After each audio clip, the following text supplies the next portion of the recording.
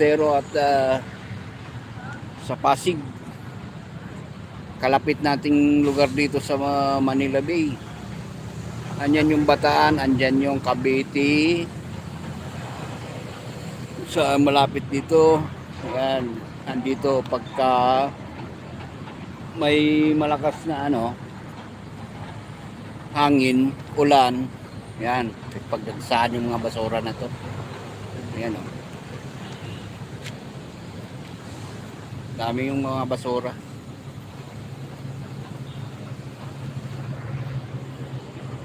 Malinaw ba ma'am yung video? Paano na lang, comment na lang kasi medyo malabo yung screen ko ngayon Matagal na kasi itong cellphone, wala pang ipon. Nag under construction, extra work muna para maka-ipon. Sumahod naman ako kahapon. Yun lang pinambayad ko sa utang. May mga utang pa ako sa credit card. Ninakaw pa yung mga wallet, nadukutan pa ako nung last September 29. Part of Bacoor or Pasay. Nalaman ko na sa pag-uwi ko ng bahay na wala na pala yung wallet, missing in action na pala yung wallet ko. Kaya pinablatter ko sa barangay for in case na gagamitin sa kalukuhan. May record pa on that time na nawala yung wallet. Mahirap na, baka gagawin ka sa kalukuhan. Andun pa naman yung mga valid IDs ko. Ayan si ma'am. Hello po ma'am. Morning. Ayan sila ma'am, sir, nag-exercise. Yung semoy ng dagat. Di gaya nun na talagang simoy ng hour ang noon ang kapaligiran ng Manila Bay. Pero sa ngayon, medyo na iwasan na kay PRRD. Duterte ang sakalam ang may pero sa ngayon kay BBM medyo hindi ngayon priority.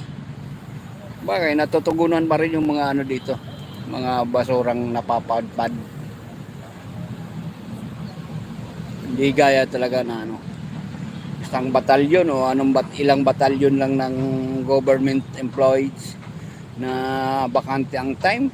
May mga service naman sila, paglalaanan lang nila to, linis kagad yan.